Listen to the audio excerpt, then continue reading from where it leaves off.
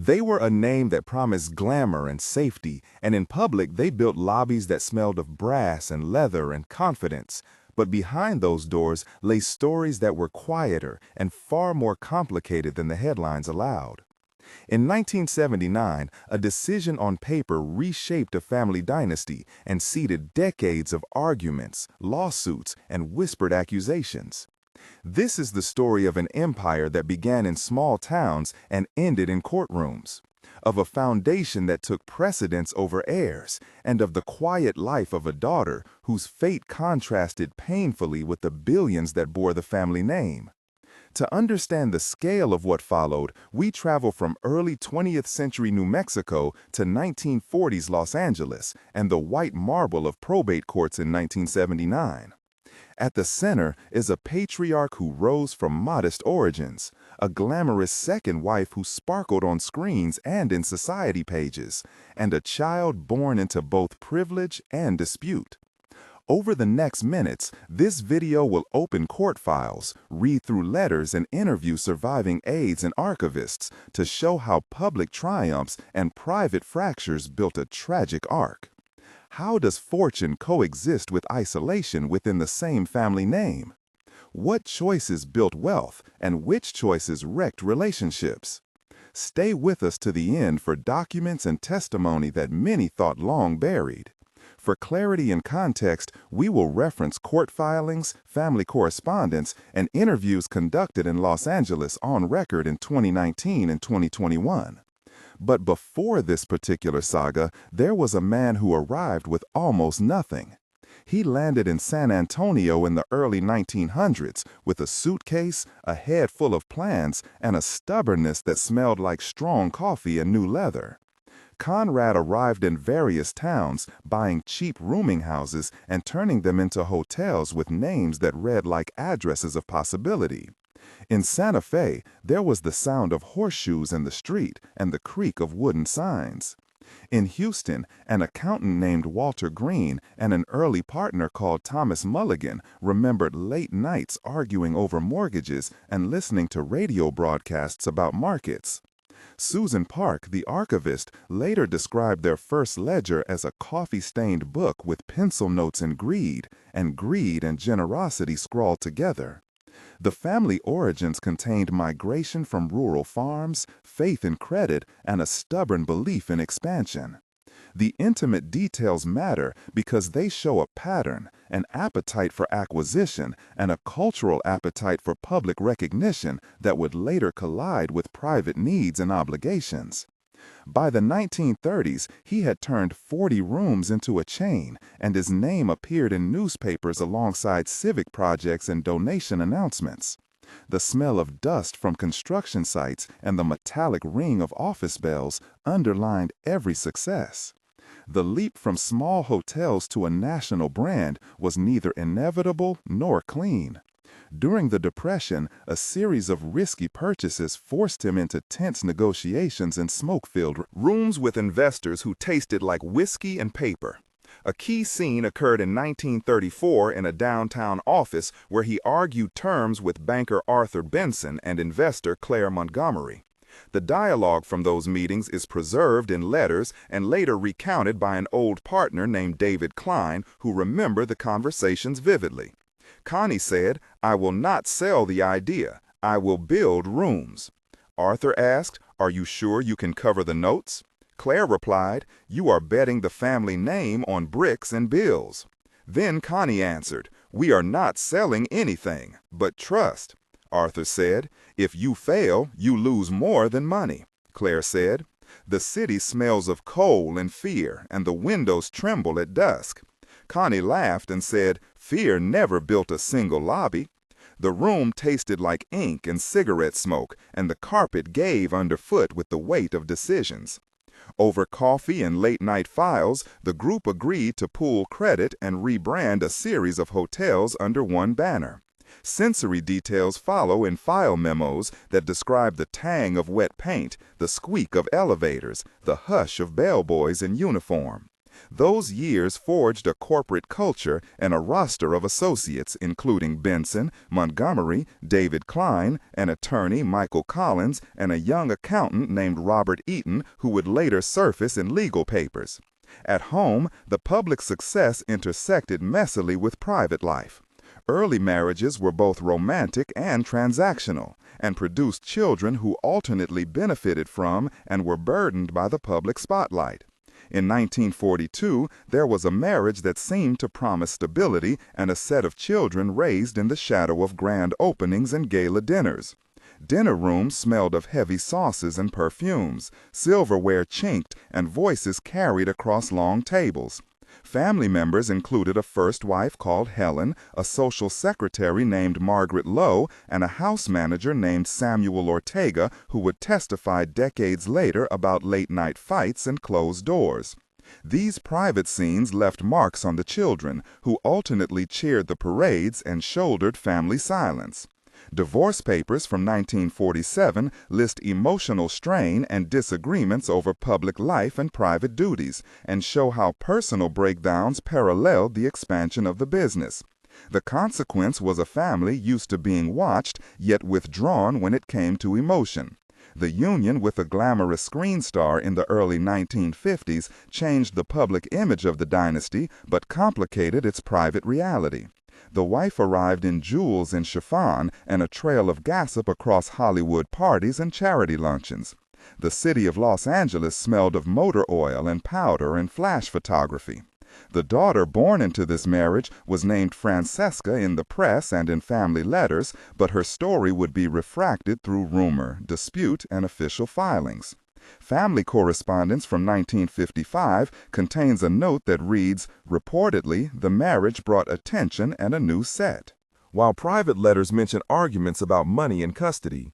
In a recorded interview, a longtime family aide, Janet Morales, recalled hearing late-night sobs and the clink of ice in highball glasses. There are allegations in some memoirs and in later interviews about a conception wrapped in controversy, and differing accounts remain in legal and personal archives. A reconstructed quote in a probate transcript reads, "I do not recall those details, but family perception matters more than memory." The narrative here is careful to name the dispute without asserting criminality. Court files and contemporaneous reporting from 1956 and 1958 show friction over image support and child care and document payments and guardianship decisions. These papers set the stage for later battles over inheritance and recognition. By the 1960s and 70s, the children of the dynasty had emerged as personalities, some careful and some stormy. One son named Baron sought to manage hotels. An heiress named Nikki gained press for volatile social life, and a niece called Paris would later become a cultural figure in the 21st century. In one highly charged scene, reporters and aides described a public fight that became a tabloid fixture and an alleged assault that never resulted in criminal conviction but produced vitriol in media coverage. In a dramatized exchange between a sibling and a maid recorded in an oral history, the dialogue spans 7 lines and reveals fear, confusion, and anger. Maid Rosa said, "Someone screamed in the night." Sibling replied, "It sounded like door slamming." Rosa said, "The smell of perfume and whiskey filled the hallway." Maid Rosa asked, "Did anyone call anyone?" Sibling answered, "No, we were told to be quiet." Maid Rosa said, "The silverware rattled in my hands." Sibling said, "Later, a lawyer named Michael Collins arrived." Collins said, "We need statements." Maid Rosa said, "I will tell the truth." Collins said, "The truth." And the papers and emotions became anchors for magazines and gossip columns. This era included 4 distinct sensory memories: warm hallways of hotels, the clack of heels on marble floors, the metallic taste of court coffee, and the sour scent of tension at family reunions. Names that recur in files and interviews include Baron, Nikki, Paris, Janet Morales, Michael Collins, and reporter David Klein. The real turning point came with a will and a foundation. In 1979, the patriarch executed testamentary documents and allocated the significant majority of his estate to a charity bearing his name. The clause in question is explicit in the public filing and in analyses by Pareto accountants who reviewed probate ledgers. The move transformed family members from direct beneficiaries to donors in practice and generated a legal category that many heirs found perplexing and infuriating. Legally, a foundation is an entity that can hold assets, make grants, and be governed by trustees, and the language of the will offered the family complicated protections and oversight. A simple explanation of conservatorship and foundation structure is necessary, and here is that explanation. Conservatorship is a legal mechanism where a court appoints a responsible party to manage the personal and financial affairs of someone who cannot do so reliably. The foundation is a non-profit legal entity that holds and distributes assets for charitable purposes under the supervision of a board. Both structures have paperwork, oversight, and independent audits, but they also concentrate power in named trustees and require hearings and evaluations that play out in public filings. The decision to endow a foundation rather than distribute wealth directly provoked lawsuits filed in Los Angeles County by a son and by a daughter who argued that the allocations were unfair. Attorneys, including Michael Collins and outside counsel Linda Hayes, debated clauses in open court and in deposition transcripts that read like chess moves. The result for several family members was legal exhaustion, financial strain, and public humiliation. Francesca later sued for recognition and access to records and engaged in a long struggle with a conservator named Robert Eaton and with trustees who controlled access to documents. There were court hearings in 1982, 1986, and again in the 1990s, each producing more entries in the public record and more fingerprinted copies of correspondence. Sensory details in those later years appear in recorded testimonies. A courthouse room smelled of bleach and old paper. A lawyer tapped a pen while a judge looked over bifocals, and reporters ate dry sandwiches in the hallway. In conversations with aides and reporters, Francesca alternated moments of humor and despair. In a legal scene with 6 exchanges, she confronted an attorney, and the brief transcript shows her voice thin and resolute. Francesca said, "I want my name in the records." Attorney replied, "You have filings." Francesca said, "They feel like a lock." Attorney said, "We can petition the court." Francesca said, "I have no money to fight." Attorney replied, "There are pro bono options." The scene encapsulates the slow erosion of dignity that public legal fights can inflict. Other names that recur in testimony include conservator Robert Eaton, Judge Laura Ramirez, attorney Linda Hayes, archivist Susan Park, and reporter David Klein. Approximately 1/3 into this story, we ask you to reflect and respond. If you feel unsettled by the idea that a family name can shelter both immense generosity and quiet suffering, tell us in the comments. What do you think was the pivotal decision that changed everything? Begin your reply with "the choice that mattered" so we can collect the most thoughtful responses. If you have documents or links, mention them, and our team may follow up for a future episode. Your input helps journalists and historians weigh crowdsourced leads before committing to formal research.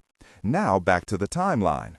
The final years for some members were marked by estrangement, poverty, and a fading from the social pages.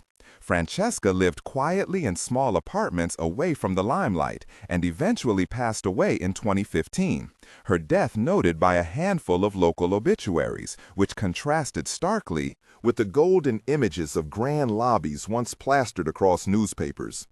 The later legal record shows settlements, conservatorship reviews, and occasional small payments to cover medical expenses. Public reactions were sharp, with commentators alternating between sympathy, outrage, and resigned analysis. In follow-up investigations, archivists like Susan Park and reporters like David Klein produced files indicating that an elder care plan had been discussed internally in 1979, but never fully acted upon. The emotional cost is palpable in depositions where voices break, and in letters where the smell of old envelopes and ink provides a tactile memory for historians. In the epilogue, reality moves forward 1 month after the last hearing. Family trustees announced a small adjustment to grant guidelines, and a public statement acknowledged procedural reviews and promised greater transparency. The statement offered an apology for any oversight and pledged to make select archives accessible for research. 6 months later, a deeper review by an independent auditor resulted in tightened reporting requirements and the release of redacted meeting minutes that allowed scholars to better understand trustee decisions. These steps did not erase the personal losses, nor did they fully satisfy those who felt wronged, but they did shift the narrative from secrecy to partial openness. The lasting lesson is complex.